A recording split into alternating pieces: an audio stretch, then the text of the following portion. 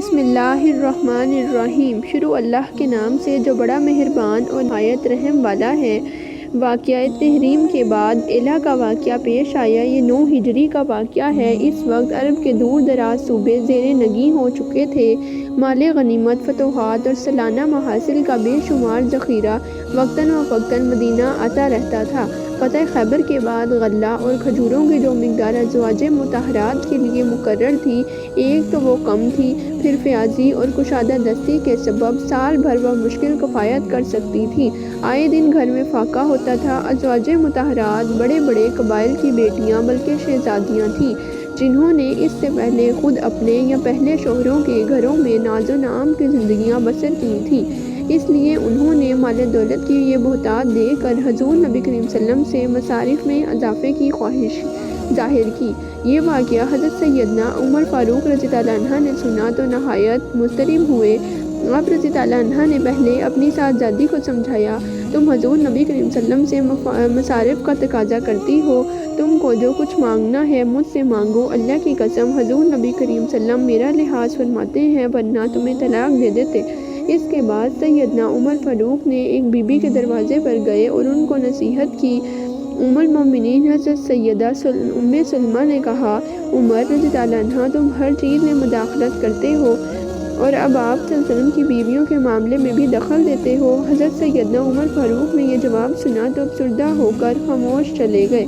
ایک مرتبہ حضرت سیدنا ابو بکر صدیق رضی اللہ عنہ اور سیدنا عمر فاروق رضی اللہ عنہ دونوں حضور صلی اللہ علیہ وسلم کی خدمت میں حاضر ہوئے تو دیکھا کہ آپ صلی اللہ علیہ وسلم کے درمیان میں بیٹھے ہیں اور دائیں بائیں ازواج مطہرات بیٹھی اپنے اخراجات کا مطالبہ کر رہی ہیں۔ یہ دونوں صاحبان اپنی صاحبزادیوں کو مارنے پر آمادہ ہو گئے تو انہوں نے کہا، ہم آئندہ حضور نبی کریم صلی اللہ علیہ وسلم کو زائد مصارف کی تکلیف نہ دیں گے۔ حضور نبی کریم صلی اللہ علیہ وسلم کی دیگر ازواج مطہرات اپنے مطالبے پر قائم رہیں اور انہی دنوں حضور نبی کریم صلی اللہ علیہ وسلم گھوڑے سے گر کر زخمی ہو گئے۔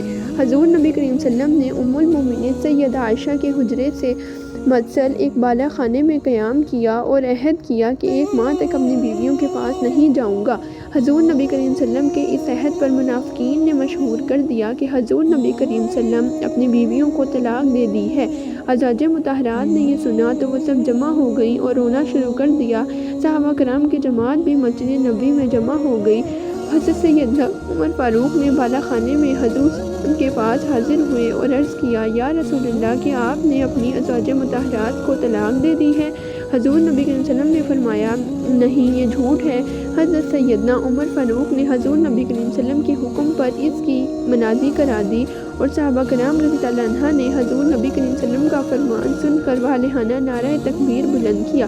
ام المومنین حضرت سیدہ عائشہ صدیقہ فرماتی ہیں کہ میں دنوں کی گنتی کرتی رہی، یہاں تک کہ حضور نبی کریم صلی اللہ علیہ وسلم 29 دن بعد بالا خانے سے نیچے آئے اور میرے پاس تشریف لائے۔ میں نے عرض کیا، ابھی مہینہ پورا نہیں ہوا۔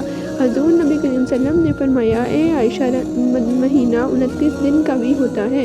حضور نبی کریم صلی اللہ علیہ وسلم نے ام المومنین سیدہ عائشہ سے فرمایا، تم اپنے والدین سے مشورہ کر لو، لیکن اللہ عز و جل نے مجھ پر سورۃ احزاب کی آیات نازل فرمائی ہیں جن میں اللہ نے فرمایا ہے، اے پیغمبر اپنی بیویوں سے کہہ دیجئے کہ اگر تم کو دنیاوی زندگی اور اس کی زینت و آرائش کی ہوس ہے تو آؤ، میں تمہیں رخصتی کے 2 جوڑے دے کر رخصت کر دوں، اور اگر اللہ اور رسول صلی اللہ علیہ وسلم اور آخرت پسند ہے تو اللہ نے تم سے نیک عورتوں کے لیے بڑا